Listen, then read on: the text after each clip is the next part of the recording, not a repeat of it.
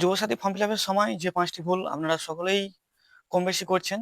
যে ৫টি ভুল, এই ৫টি ভুলের কারণে কিন্তু আমরা যুবসাথী প্রকল্পের যে ফর্মটি, এই ফর্মটি বাতিল হয়ে যেতে পারে। যে ৫টি ভুল আপনারা কম বেশি 90% সকলেই করছেন। এক নজরে দেখে নিন যে ৫টি ভুল করলে ফর্মটি বাতিল হয়ে যাবে এবং এই ৫টি ভুল মোটেও করবেন না।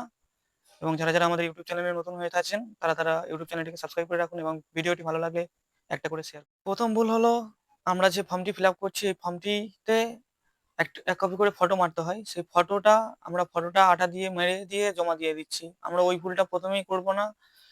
ওই ফটোটা মারার সাথে ফটোটার উপরে আমাদের নিজস্ব সাইন করে দেব।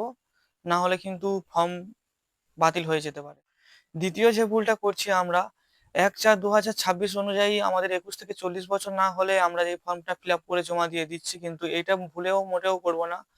এটা করলে কিন্তু আমাদের ফর্ম বাতিল হয়ে যেতে পারে এবং সরকারি প্রকল্প থেকে আমাদের সাসপেন্ড করে দিতে পারে। ৩য় ভুল যেটা আমরা করছি, লাস্ট কোয়ালিফিকেশন। মানে আপনি কতদূর পর্যন্ত লাস্ট পড়াশোনা করেছেন, সেখানে অনেকে বিএ পাস, এমএ পাস এইসব দিচ্ছেন। আপনি সঠিক যতদূর পড়াশোনা করেছেন ততটুকুই দেবেন। কেউ যদি মাধ্যমিক করে থাকেন মাধ্যমিক দেবেন, কেউ যদি উচ্চ মাধ্যমিক করে থাকেন উচ্চ মাধ্যমিক দেবেন।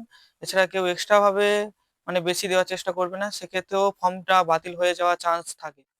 ৪র্থ ভুল, অর্থাৎ ৪ নম্বর ভুল, সবথেকে গুরুত্বপূর্ণ ভুল, যে ফর্মটি রয়েছে এখানে লেখা রয়েছে বর্তমান পেশা। এই বর্তমান পেশাতে কিন্তু 90% ছেলেমেয়ে ওখানে স্টুডেন্ট দিয়ে দিচ্ছে। ওখানে স্টুডেন্ট দিলে হবে না। আপনি যে কাজটি করেন সেই কাজটি দেবেন এবং হয় বেকার ঘুরছেন বা কোনো দিনমজুরি কাজ করছেন এইসব দেবেন, কিন্তু স্টুডেন্ট দেবেন না। ওখানে স্টুডেন্ট দিলে কিন্তু ফর্মটি বাতিল হয়ে যাওয়ার চান্স 99% রয়েছে। এক্ষেত্রে ওইটা কেউ করবেন না। আপনারা স্টুডেন্ট দেবেন না, যে কোনো কাজ করে থাকলে সেই কোনো কাজ। এবং যে ৫ নম্বর ভুল, অর্থাৎ লাস্ট ভুল যেটা হয়ে থাকে, কম বেশি আপনারা সকলেই জানেন যে সরকারি প্রকল্প যেকোনো একটি পাবেন। আপনি যদি বা লক্ষ্মীর ভান্ডার পেয়ে থাকেন এবং কৃষক বন্ধু টাকা বা আদার্স কোনো টাকা পেয়ে থাকেন, সরকারি প্রকল্প কোনো টাকা পেয়ে থাকেন, এক্ষেত্রে এই ফর্মটি বাতিল করা হবে।